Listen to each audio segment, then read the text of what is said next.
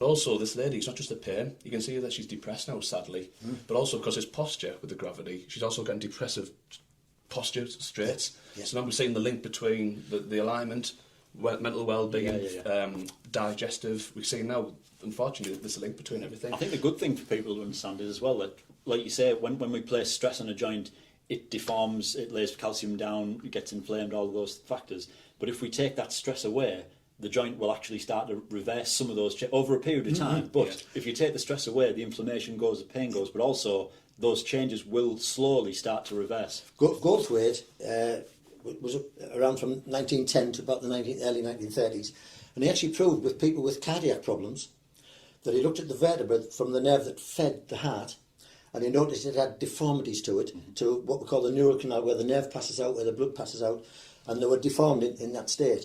He taught them how to move, sit and stand against gravity, and in a year later, the heart condition had gone, but the deformity had gone back to normal. Right. Because as well as the body being able to adapt to deform something for a better stress, it can also reform it back to neutral when those signals... So the body has this ability. I think something, again, that you just touched on there that's interesting is when you're saying the nerves which feed out the spine, the nerve which was feeding the heart, that every nerve feeds a different organ and also a different muscle. A muscle as well. So if you get a misalignment on any area of the spine, it could put pressure on that nerve, which then would also relate to organs and muscles given pain or dysfunction. For anyone listening to this at home who can't actually see this, there'll be a link in the bio so you can see any pictures, anything that we're showing. So what we're looking at here is the nervous system.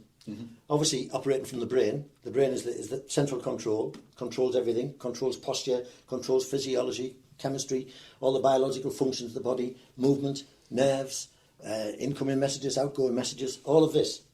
Now, if you imagine with what we call the tensegrity model, that this is all one continuum.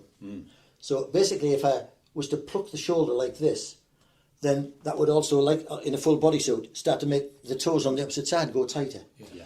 So you could have a misalignment. Now, once you misalign the centre of gravity of the body, which is around the sacroiliac joint and just in front of our navel, then once that misaligns, the shoulders have to realign back to the norm, and the eyes have to realign back to the norm, which then puts terrific stress on all of this neural pathway. Now, nerves normally, when we bend our arm, the muscles have some elasticity and the other soft tissues have some degree of elasticity of movement, but the nerves are virtually non-stretchy. So what happens then is that you'll get drag around a joint. Now, you get nerve drag around a joint and you'll get inflammation, but it'll also block the energy, meridian energy that's been around and studied for thousands of years. So you get a blockage of energy, you get a blockage of the nerve, you get inflammation, you get deformity in there because the body's laying down more calcium to help, and all of that congestion is the pain. Yeah. Now, when you bring the body back to alignment, all of this can reverse. Yeah, absolutely. And that's what we're doing. So what we're addressing straight away in active balance, our biggest thing is alignment first, and anything else afterwards. Yeah, absolutely. And we've found very, very simple ways with the pressure therapy and the alignment therapy to bring that around very simply as a technique. So back in the 30s, you had the chiropractic concept and you had the osteopathic concept.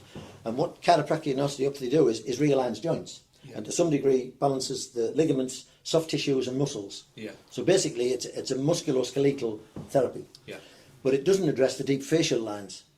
Now, Ada Rolf was around at that time. She developed something called Rolfing, which eventually Tom Myers called Anatomy Trains. And she showed that gravity, once a person's realigned back to gravity, gravity actually became your therapist. You know, because being upright was with this wellness, and also associated with mental problems as well, way back in the 30s. So their approach was a very deep stripping of facial lines. And so they were looking at alignment as well.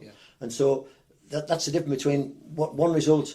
The chiropractor, unless they were specifically addressing the concept of pitch roll and the alignment of the head on the pelvis, then they were correcting the spine for pain, for inflammation, different conditions, not so much alignment.